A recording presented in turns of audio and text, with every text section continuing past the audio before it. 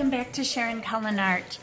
Today I'm working on my nature journal. I was working on it the other day and did some of the plants that I found outside where I'm at right now.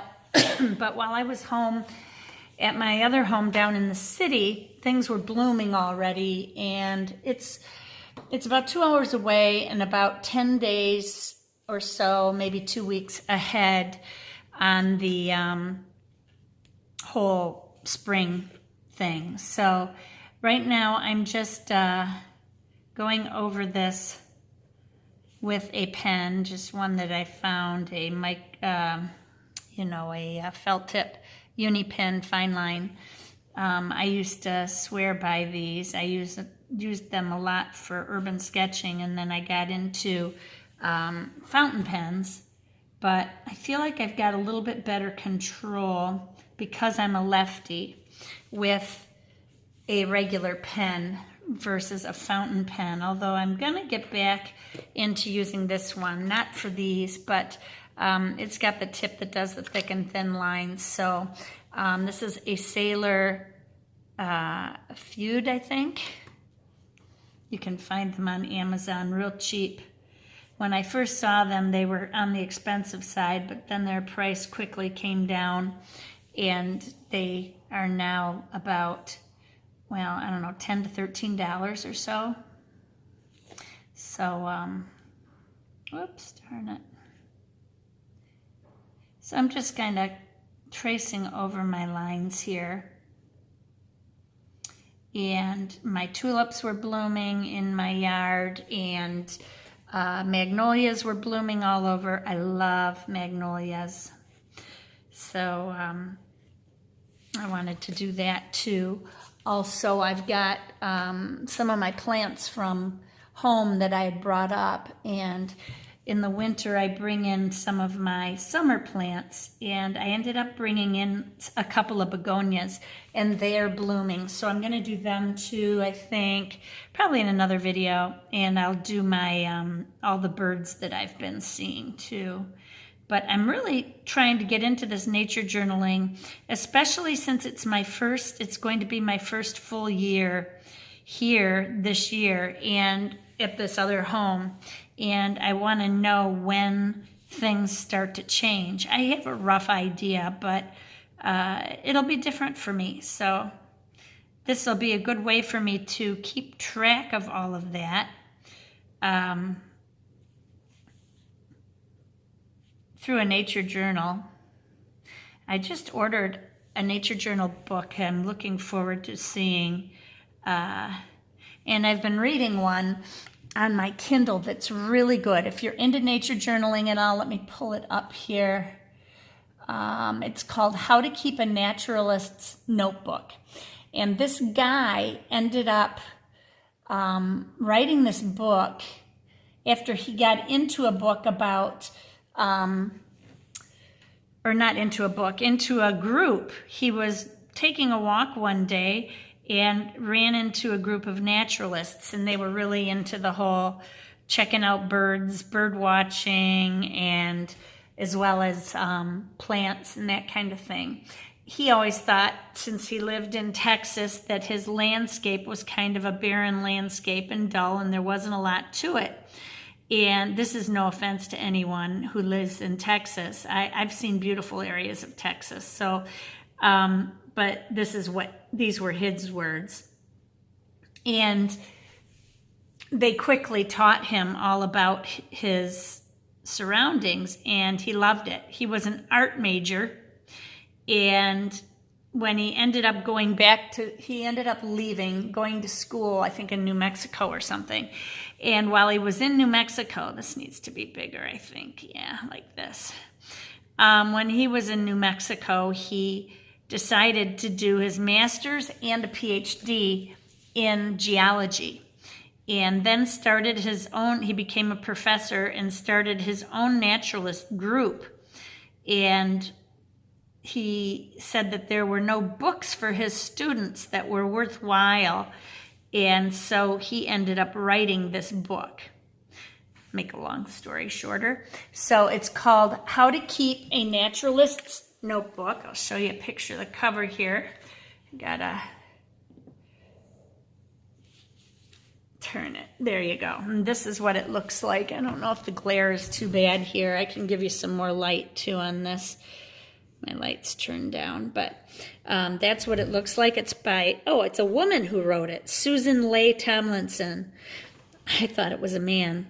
But anyway, she goes into a lot of information in this book. I'm just getting into it, but it's really seeming like a pretty darn good book. Let's see if I can show you some of her photos. Now that was a pencil thing that she did. Some birds, some of her supplies. But she talks about things that you should look for, what you use, all sorts of stuff. She talks about the techniques of binoculars. It's crazy. But anyway, it's a really interesting book, How to Draw Birds. She goes into that pretty thoroughly. So anyway, it's a good book. I just thought I'd bring it up, but I'm really getting into this, and so I wanted to kind of keep doing stuff. And since I've done this from up north, I wanted to compare it to where we are down south. This is a magnolia, and the magnolia branches are so fun because they're so rough in texture, and they're crinkly, and they go all over the place. Crinkly wasn't the right word, but I like using these pens when they're starting to get a little bit dry because I can go on the edge and get a really fine line, which I like to do. But I still like my ballpoint. So I'm going to go ahead and paint these. Get rid of all these pencil lines here that I had, because I didn't use them. I kind of went around pencil lines, so they're not covered very well. I made changes.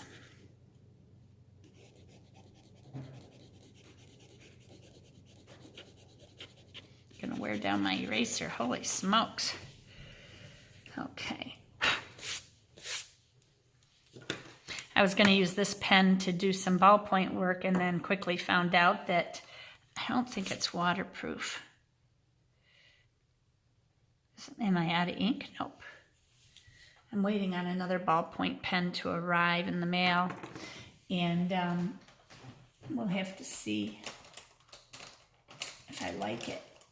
The refills are so small though because it's a small compact pen. I just want to see if this... Oh, maybe it isn't. Maybe it is waterproof. Look at that. What do you know? Good. Good, I can use it. I thought most ballpoint ink is. It's gel ink that you have a problem with.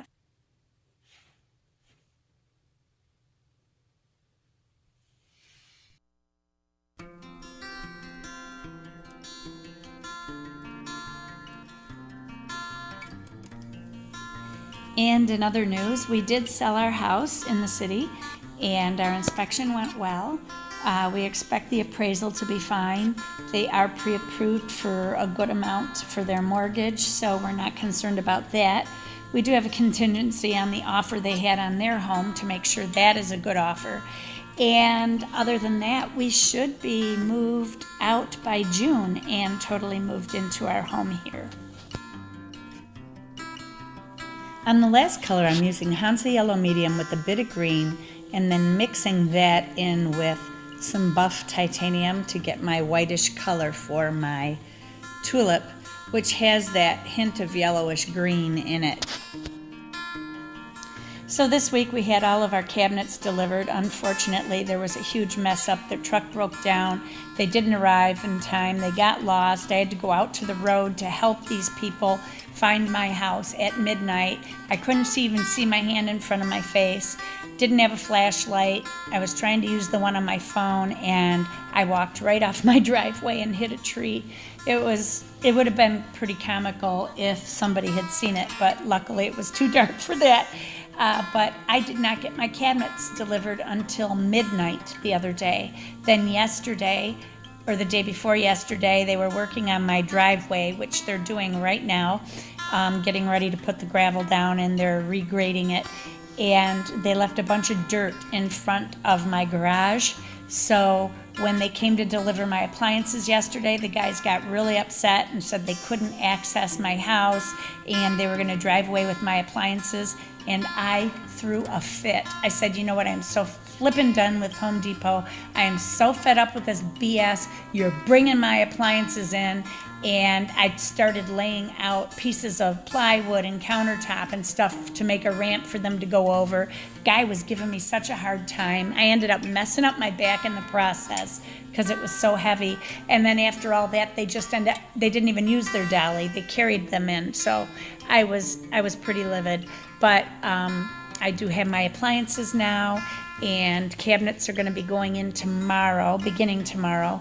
Today is my husband's birthday, and he hasn't arrived yet, so he won't be working here this evening. But things are going to be moving along, so I will be filming it and doing a building vlog very soon.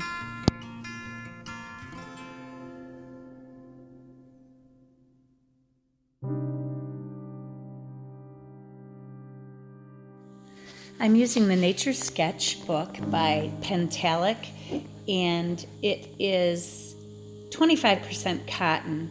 Here I'm using a little bit of a dry brushing technique and have just put a bit of the pink in on that bud. And over on this other area, I'm not really dry brushing, I'm just putting it on very faintly and then going over it again with darker layers.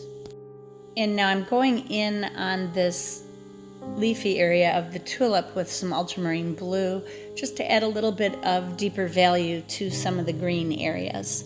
After I'm done with all of this, I'm going to go back in with my ballpoint pen and do some sketching over the watercolor.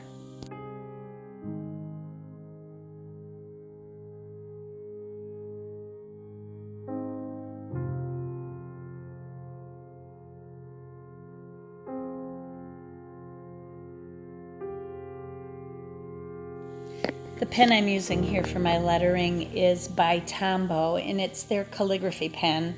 It's a felt tip pen that makes lettering very easy. I never learned calligraphy. This is just hand lettering, not really calligraphy, but it makes it very easy to do thick and thin lines. And being a lefty, using a fountain pen for that is very difficult to do because we're pushing against the pen rather than pulling like a right-handed person would do, pulling it across the paper. Pushing a fountain pen across the paper tends to get it caught in the paper, in the fibers, so it makes it a little bit more difficult to use for that. Now I'm going back in with my ballpoint pen here. This ballpoint pen is by Faber-Castell. It's a really nice pen, although I find it to be a little bit slippery in the hand, and if you have large hands or if you're a male, you may not like this pen because you can see it's very short. And I have pretty large hands, very long fingers, and sometimes I find it to be a little bit I don't want to say uncomfortable because it's very sleek in the hand, but it's almost slippery to me. Now my technique for sketching is just adding some scribbles here and there and making it very loose looking. I tend to add deeper value in some of the recesses and then kind of scribble my pen up and around the tulips. Around the tops of the leaves, and it just adds kind of a loose effect to it.